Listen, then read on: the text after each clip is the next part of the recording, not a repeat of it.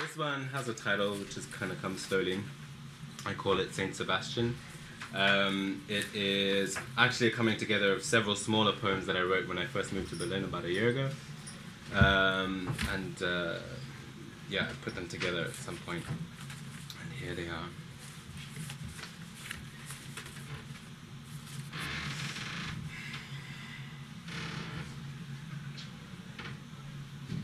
She came silently, mounted the stairs and took a look around. She greeted me and then returned, saying no more. A cool air descended then, and I reached for a jacket which gave me no comfort.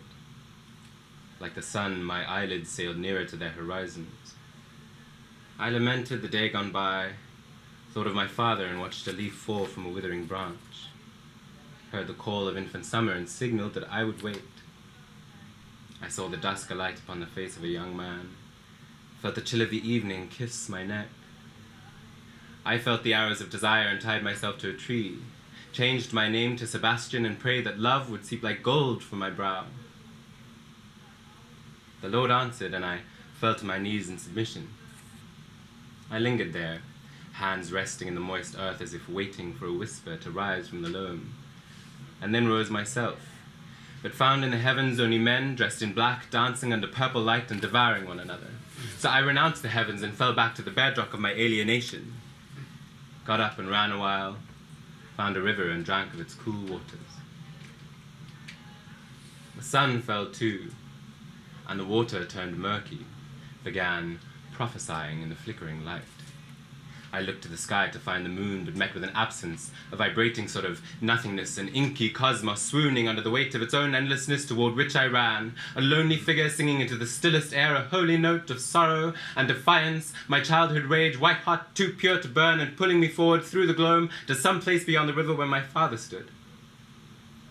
Lilies rotting at his feet, flaccid and browning, festering in the pool of tears he cried, storm clouds at his brow, and the future coming like a tremor in the earth. Sing the future, I will sing the future. And so I come to deliver these orations, fresh from my cerebrum, dripping from my lips like gold or saliva.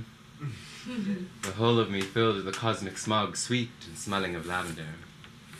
And I begin to dance, smoke rising from the corners of my eyes like some ancient telegram to tell of my longing and my desire. I was dancing in your eyes, clear eyes, gleaming with sorrow, dancing in your eyes, hoped I was dancing in your eyes, moved my hips trance-like to keep dancing in your eyes, and you were there, stars slipping at your breast, orbiting your loneliness like some siren song that I might crash upon the rocks of your arms, fragile and fleeting though they were. And silver chimes rang in my mind to lend a sense of something to the blue light of the coming day. I watched you disappear, trees like sentinels to witness the unexpected dawn. I called after you, still hear that call echoing in the sound of the wind in the pines, in the way that light falls on white sheets, in the silence of Sundays and in the dead of night. Now I feel a little weightless and a little high, as the first breaths of winter sigh in through the open window, and I realize that maybe I don't want that anymore. Rising alone to someone else's heaven to worship and to bathe and to absolve myself of the heresy of thinking that maybe I belonged in your arms.